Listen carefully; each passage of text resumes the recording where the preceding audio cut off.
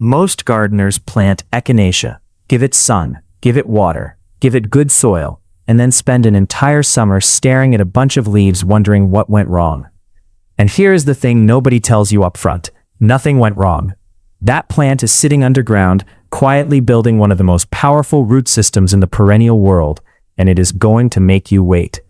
It may make you wait 2 full years before it gives you a single bloom. And that's just the beginning of what makes this flower one of the most misunderstood and most underestimated plants you can grow in your American garden. Welcome to the Penny Gardener. Today we're covering 5 things every gardener in this country needs to know about Echinacea coneflowers. Stick around, because thing number 3 is the one that will completely change how you grow this plant. And I promise, there is a bonus at the end that is going to save you serious money. Before we get into it, here is exactly what you're walking away with today. You're going to know which USDA zones Echinacea truly thrives in, and what to do differently based on where you live, whether you're up in Minnesota or down in Georgia. You're going to settle the great deadhead debate once and for all. You're going to understand the seed-starting secret that has frustrated thousands of American gardeners who thought they had failed when they actually had not. You're going to see why this one native plant works harder for your garden than almost anything else you can put in the ground across 3 full seasons of the year. And I'm saving the best for last, a piece of American history attached to this flower that almost nobody knows, and a Penny Gardener bonus that can turn one $6 plant into 10 free ones over time. If you have Echinacea already growing, or you have been thinking about planting it, this video is going to be the most useful 10 minutes you spend in your garden all week. Let's get into it. Thing number 1. Echinacea is tougher than you think, but only if you give it the right foundation. And I want to start here, because this is where most people either set themselves up for years of success or quietly guarantee themselves years of frustration. Sun first. Echinacea wants 6 to 8 hours of direct sunlight every single day. Not 4, not 5, 6 to 8. Put it in too much shade and 2 things happen. The stems go floppy and weak, and the foliage becomes a welcome mat for powdery mildew. Neither of those is a good time. Now if you're gardening in the South, Zone 7, 8, or 9, places like Georgia, Texas, Tennessee, the Carolinas, a little afternoon shade in the peak of summer is actually your friend. It protects the blooms from fading too fast in the heat. Morning sun and some afternoon relief is your sweet spot. And this part genuinely surprises people. Echinacea is one of the most forgiving plants you will ever grow when it comes to soil type. Rocky? Fine. Sandy? Fine. Clay? It can handle it. But you need to fix your drainage first, because the one thing that will kill Echinacea faster than anything else is soggy, waterlogged soil that stays wet. If water pools in your planting spot after rain and takes days to drain, that's not the spot. Good drainage is not a suggestion with this plant. It is everything. Now here's where most gardening videos completely drop the ball. Zone-specific advice. Let me fix that.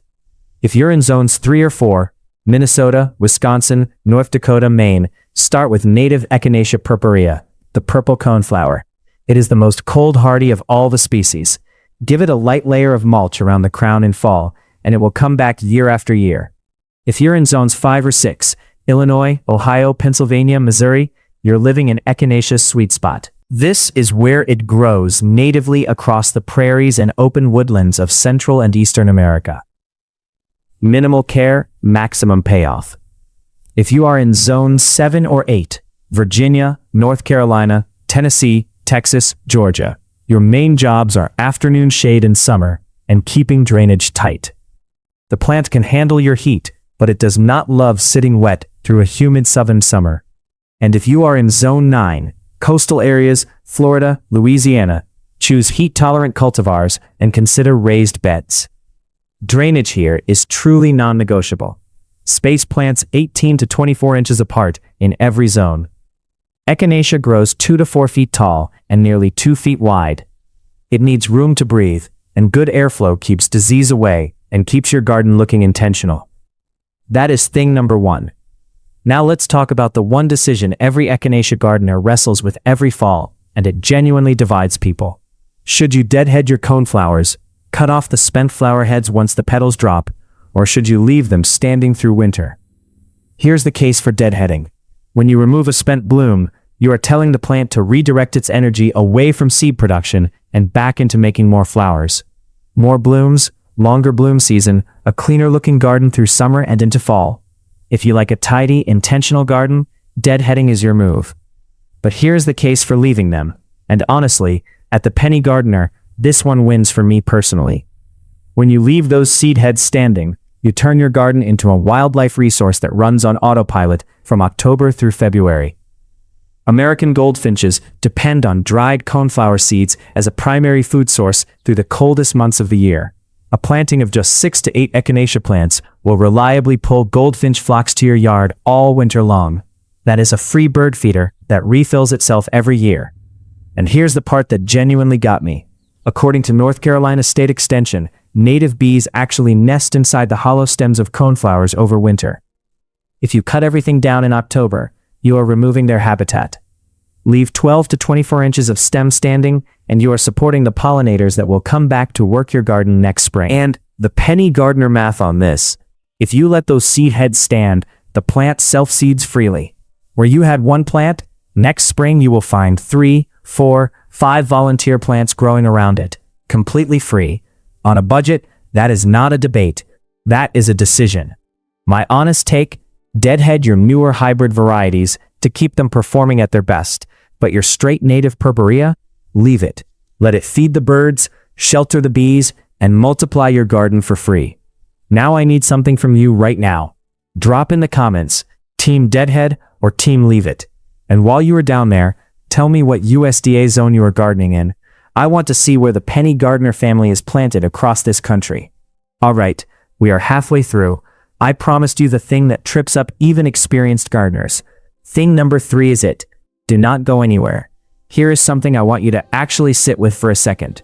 If you planted echinacea from seed this year, or even last year, and it never bloomed, you didn't kill it. You didn't do anything wrong. The plant is alive. It is doing exactly what it was designed to do, which is spend its first year, sometimes its second full year, putting every ounce of energy into building its root system underground before it produces a single flower above the soil. Coneflowers started from seed can take up to 2 full years to bloom. 2 years, and most gardeners somewhere around month 8 or 9 decide the plant is dead, pull it up, toss it in the compost, and go buy something else. They threw away a perfectly healthy plant that was weeks from finally giving them what they were waiting for. This is one of the most common and heartbreaking echinacea mistakes in American gardens. And now that you know it, you will never make it. But let's go one layer deeper, because the seed situation has another piece that most people have never heard of, and it explains why some gardeners sow seeds in spring and get almost nothing to germinate. Echinacea seeds need cold stratification to break dormancy. Those seeds are programmed by millions of years of evolution to wait through a cold, moist winter before they feel safe to germinate. In the wild, seeds fall in autumn. They sit in cold, wet soil all winter, and when spring warmth arrives, that is the signal they have been waiting for. The cold is not hurting them. The cold is required. And this is where your zone changes everything. If you are in zones 3 through 6, you have a genuine gift here. Direct sow your echinacea seeds outside in fall, October or November, and your winter does the cold stratification work for you, completely free. By spring, those seeds have experienced exactly what they need. Nature handles it. You scatter the seeds and walk away. If you are in zones 7 through 9, your winters are not cold or long enough to trigger dormancy break naturally. So here's what you do. Dampen a paper towel. Fold your seeds inside it, seal it in a Ziploc bag, and put it in the back of your refrigerator for 4 to 8 weeks before your last frost date. That is your artificial winter. After that cold period, sow them indoors, and they will germinate the way they are supposed to. Now here's the fastest path if you are not a patient person. Buy a nursery transplant. A healthy transplant from your local garden center will bloom within its first year in the ground. That first year wait disappears entirely. At the Penny Gardener, we are all about maximum results for minimum spend. And a $6 nursery transplant that blooms this summer beats a 50-cent seed packet that makes you wait 2 years, almost every time. One more thing about hybrid varieties specifically, and this one is crucial. When you first plant a new hybrid coneflower, cut off the very first round of flower buds before they open. But removing those first blooms forces the plant to direct all its energy into building a strong crown and deep roots. You lose a few weeks of blooms in year 1. You gain years of stronger, healthier performance in return. That is thing number 3. And now you know what 90% of gardeners do not. Here is something I genuinely love about Echinacea that does not get talked about enough. And it completely reframes how you think about the value of this plant in your yard. Most flowers give you one season. They bloom, they are beautiful, and then they are done. Echinacea gives you 3 seasons of genuine purpose. It is working for your garden from July all the way through February. That is not an exaggeration. From July through September, that raised central cone is one of the most effective pollinator landing platforms in the natural world. Bumblebees, native solitary bees, and honeybees work those cones methodically, collecting both nectar and pollen on every visit. Eastern tiger swallowtails, monarch butterflies, and fritillaries are regular visitors on warm August afternoons. A single mature Echinacea clump, sitting in full sun, can host more pollinator diversity in one afternoon than most other plants in your entire yard combined. If you have ever sat near a patch of coneflowers on a warm summer day and just watched what comes to them, you already know exactly what I mean. Then autumn arrives, the petals drop, and those architectural seed heads left behind become something completely different, a critical food source. American goldfinches rely on dried coneflower seeds through their autumn molt and through the coldest months of winter, when other seeds are exhausted or buried under snow. 6 to 8 plants will pull goldfinch flocks to your yard from October through February. You are not just growing a flower, you are running a bird sanctuary. And here is the ecological layer I think is genuinely fascinating. Echinacea is a true North American native. Certain specialist native bee species have co-evolved specifically alongside coneflower over thousands of years, meaning they cannot simply swap to a different flower. When you plant Echinacea, you are not just adding color, you are restoring a piece of the ecological fabric that American wildlife depends on. Now let's talk companion plants, because who you grow alongside your Echinacea matters more than most people realize, both visually and for the wildlife you are trying to attract. Black-eyed Susans are the classic American pairing. Same sun, same soil, same water requirements, and golden yellow against purple is genuinely stunning from 20 feet away.